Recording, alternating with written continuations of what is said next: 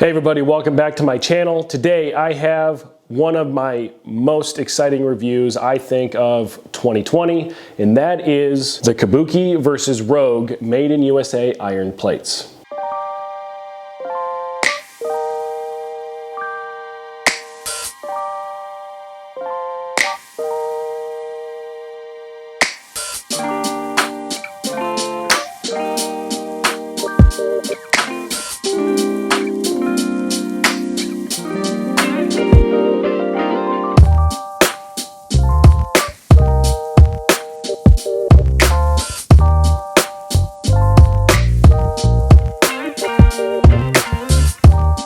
Now, as we all know, because of what's going on in 2020, leading into 2021, there's been a severe plate shortage. So you can't really find 45-pound plates. Olympic-style barbell plates are just becoming more and more difficult to find.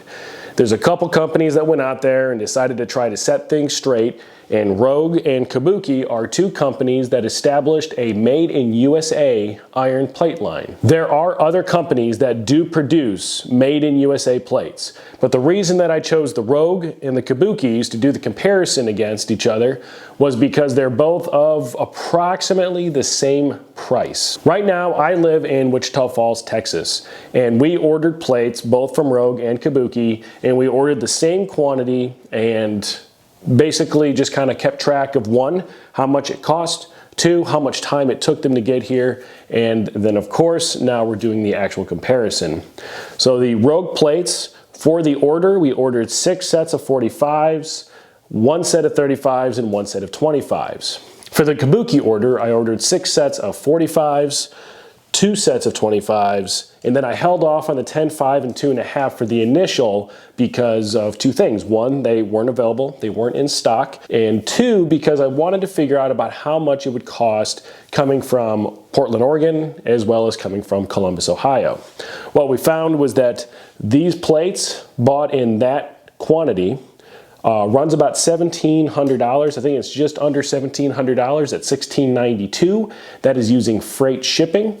And the Rogue plates come in at just over $1,700 shipped to here, and these did not come freight. These came individually packed through UPS. So I had even posted on Instagram, I posted on the stories, I had asked you guys, what things do you look for when you're looking for Olympic weight plates?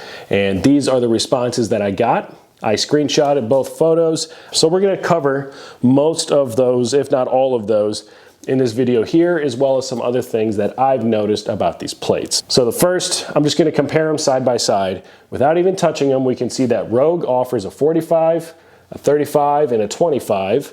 Kabuki offers a 45, 25, 10, 5, and 2.5. Chris Duffin has posted on his social media that he is not a fan of 35s. I think I actually agree with him at this point. I ended up selling my 35s, gosh, probably like 6 months ago, just because I found that I never used them. Some things to note though are that Rogue does not make change plates, so you'll have to buy those separate. And I think that there's some options out there that definitely match the look. You could even buy the Kabukis to complete your Rogue set. That way they're all made in USA if that's important to you. I've also seen a lot of people purchase the Strength Co. change plates because they match the design of these ones a lot more. What I want to transition to now is just comparing these plate to plate.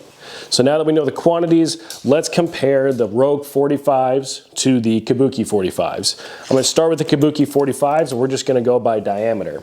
Now, something of note here with the Kabuki 45-pound plates is that the diameter, although very slight, starts out at the correct diameter on the back side of the plate, right at 17.75 inches. And then at the front of the plate, it tapers down a little bit, 17.5 inch. So there's a little bit of a taper. We'll get into why that might be good or bad a little bit later. The plate thickness on the 45s is right at 40 millimeters, or if we're doing American inches, 1 5/8 inch thick, 40 millimeters thick. And just as a note, the hub here in the middle, this is something I noticed. when I first got the plate is actually just barely, as in 1 millimeter, just barely wider than the outside.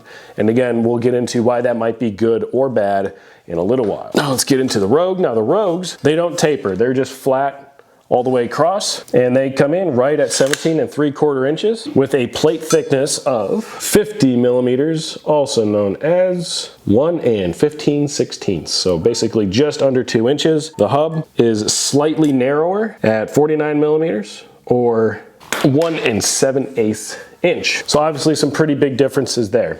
So now let's go into the 25s. 25 with the Kabuki measures at exactly 11.5 inches on the front and 11 5/8 inches on the back. Plate thickness is right at 45 millimeters, or 1 3/4 inch. The Rogue 25, which doesn't have the design, I'd like to just point out as well, the 25 for the Kabuki still has kind of that tri-spoke design, and the Rogue one is just kind of solid. It is uniform in the diameter, so it doesn't change front to back, and comes in at exactly 10 3/4 inches and 36 millimeters, or 1 3/8 inch thick. Now I can't really compare any other plate sizes because Rogue offers a 35, but I will measure it for the sake of you guys knowing what it is. 35 is 14 inches in diameter of 35 millimeters, or 1 3/8 inch. Now we still have a 10, 5, and a 2.5. Now the 10 is where you lose that tri-spoke design that comes with the Kabuki plates. 8 3/4 inches thick. I'm sorry, 8 3/4 inches wide, and 31 or 1 1/4 inches thick. And then the 5 and the 2.5 are very similarly sized. They have the same diameter. It's just that the 5 is twice as thick or more than the 2.5. So the diameter on the 5, the plate diameter on the 5 and the 2.5 is 6.5 inches. The 5-pound weight is 20 millimeters, or 3/4 inches, and the 2.5, 10 millimeters, or 3/8 of an inch. One of the measurements I haven't touched on yet is the hole thickness for the Olympic plate. And on the Kabuki, it comes in right at 51 millimeters, or like pretty much 2 inches right on the money. And on the Rogue, it is a little bit tighter tolerance, right at like 50.5 millimeters, like basically like a 30 under 2 inch. So I have weighed all of the plates here, and I can tell you that Kabuki advertises a 2% weight tolerance, and they are definitely well within that weight tolerance on all the plates. Basically, we have it all the way to 44.1 to 45.9 pounds. There was none that were right on. Most of them were over, but there were a couple that were under.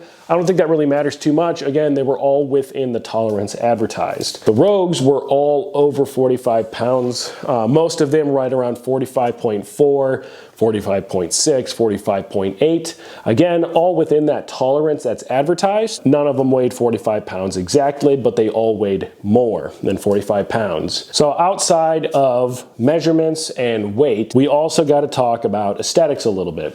What we have on this with the Rogue ones is you can tell that after they are poured and knocked out of their mold, that they go through some pretty significant machining to get that perfect uniform diameter going all the way around the plate.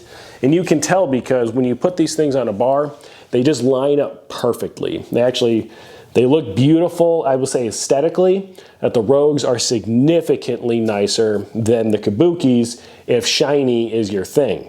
Now, if shiny's not your thing and you really like that matte black look, maybe the Kabukis are a better answer for you. So if you're really not into the shine, you could go for the matte look. And these go through far less machining. They do go through a little bit of machining. And again, these are not made by Rogue and these are not made by Kabuki. These are just sold by Rogue and Kabuki.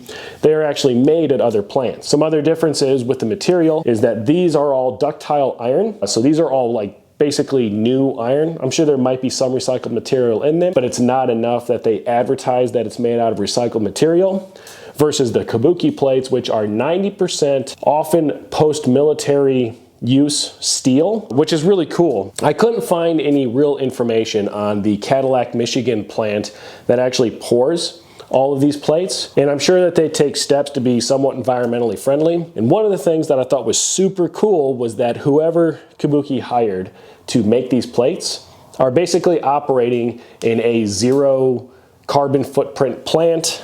I might be getting that terminology wrong. I don't really care that the terminology is wrong. I think what's important is that whoever they're going through cares about the environment and they're using recycled product. You definitely get a far less polished product out of the Kabuki one, but a plate is a plate is a plate, and honestly, I think that the Kabukis actually look kind of cool in their own right. You can see that the Rogue plates, again, are really way more beautiful and shiny. On the front, the texture is actually pretty close to the same between the Rogue and the Kabuki. The finish is the biggest difference. These go through a powder coat, and these go through the E-coat process at Rogue. When we compare the backside of the plates, we can see that the Rogue one almost has like a polished sheen to it. I can actually reflect the light off of my light over there, and it's very smooth and it's very polished and very refined. On the backside of the Kabuki, it's rough. It's kind of like the front side of the Rogue one, where it kind of has that texture to it. And it's just kind of a little bit more raw. I don't know how else really to describe it. And another thing about the plates, so the Kabuki has a 3-spoke, which is kind of reminiscent of like some of the cooler Ivanko plates I've seen. You really don't see too many 3-spoke plates out there. And the Rogue 4-spoke plate design, both of them are nice. It's just which one do you maybe prefer between the 4 or the 3. I mentioned earlier that there's a taper with the 45, 25, 10, 5, and 2.5 pound plates, basically going from the back of the plate, which is right at 17 3/4 inches, to the front, which is about 1/4 of an inch less. I'm actually a huge fan of this design a little bit more, and I didn't think I would when I first took the plates out of the box. But I'm a huge fan of this design. Now, the reason that I'm a huge fan of it is because I am a competitive 200-pound strongman, and oftentimes in strongman, like farmers or sleds, you'll have weights that are vertically stacked. Now, if you vertically stack plates like these Rogues, I find that it's a little bit more difficult to basically get them off at the end. Now, the Rogue has a really big lip to where you could grab it to pick it up. However, you really can't get your fingertips in there. So oftentimes what you see us do is we'll take like 1.25 or 2.5 pound change plates and tuck them in between the plates, so it makes them easier to unload. With the Kabukis, you don't necessarily need to do that. You probably still want to do that, but you don't need to. The reason is because they have that slight taper, which makes it a lot easier to get your fingertips underneath the plate so you can pick it up. Additionally, the hub is a little bit thicker than the outside, which I'm going to be honest, I'm not really a fan of. I really think they should take that away. And when I first found out that it was like that 1 millimeter thicker, my biggest fear was that when I put these on a bar and I start to do deadlifts with them, that the bar would start to do that whole rock back and forth thing. And if you've ever used cheaper plates that are really thin, that have a lot of slop in the hole, you know what I'm talking about, where basically the plates will kind of like cant on the bar and go back and forth. My fear was that that hub being a little bit wider would cause that to happen, but it didn't happen at all. I'm very pleased with these plates overall, and I like the fact that they're a little bit wider on the back than on the front. So I've talked a lot about plate accuracy weights. I've talked about different sizes. We measured all the diameters, all the thickness, all the inside diameters, the hub diameters. We went through and basically we've gone through all of the metrics that are associated with these two sets of plates. Now what I would like to do is I'm gonna throw a couple different barbells in the rack and we're gonna load them out, and we're gonna see, one, how much weight can you load? Because that's one of the big concerns people have with these plates, is that you're kind of limited. If you don't buy the hundos, you're limited on how much you can actually load on the bar versus with these. And then I also want to go over just like a couple little nuance, and they're really nitpicky, they really are, but that's kind of the point of this video as well. I'm trying to show you guys every single difference that I can come up with between these two plates so that you can make a good sound decision on which ones you think you should buy. The first bar up in our test is the Rogue Ohio Power Bar. This is a boneyard edition of the bar. Not that that matters, but you can click up here and watch my boneyard video. And these are right at 16.25 inches of loadable sleeve. And the first ones up are the Rogues. The Rogues are very easy to handle as you put them on the bar. They also slide on very nicely, and they make a nice noise, you know, metal on metal noise. I want to point that noise out again real quick, just so you kind of pay attention.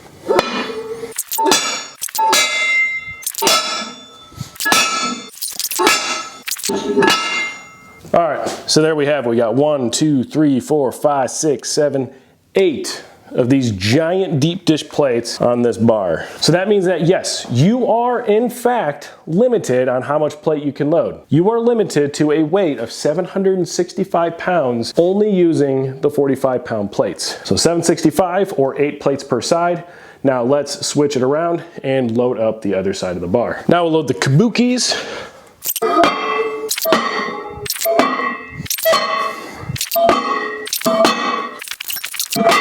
All right, so realistically, this is about where I stopped at the Rogues. The Rogues were probably 1 inch from the edge, which would give you enough to throw a clamp on. Probably not feel very secure about it, but you could still get a clamp on it.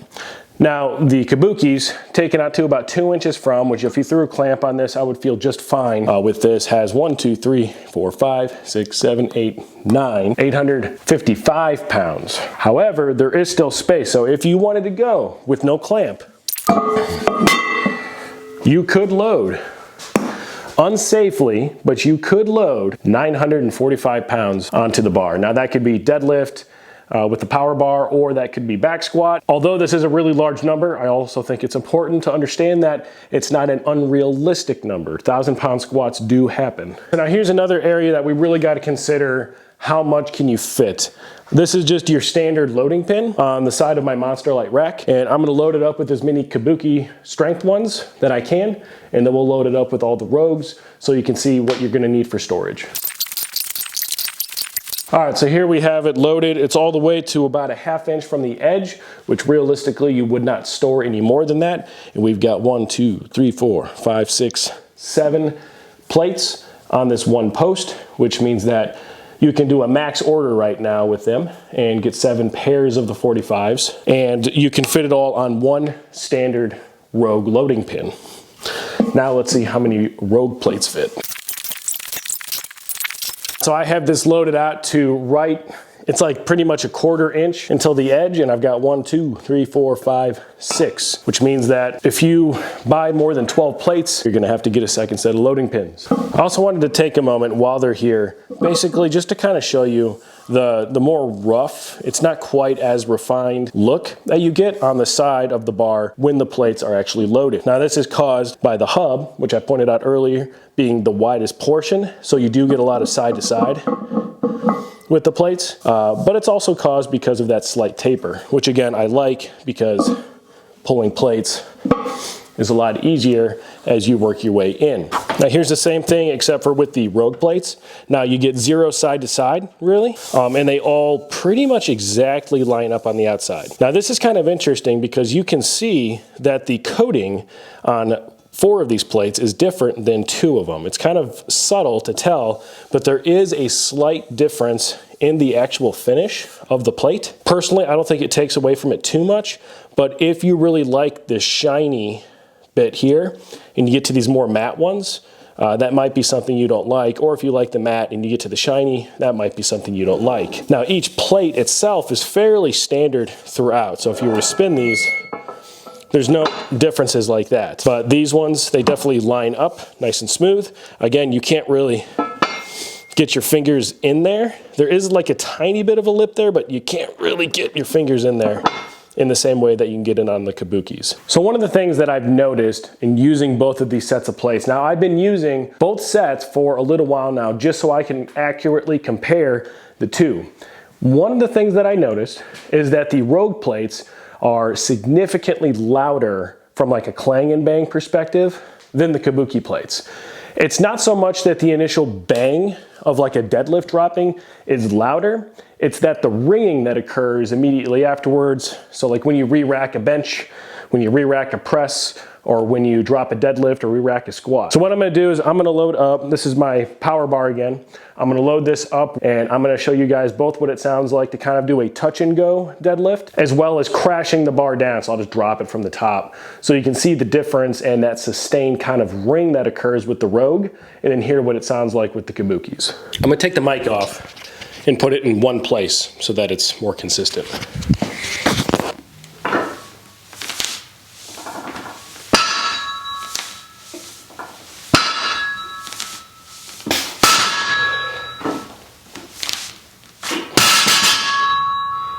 So now let's load up the Kabukis and do the same thing.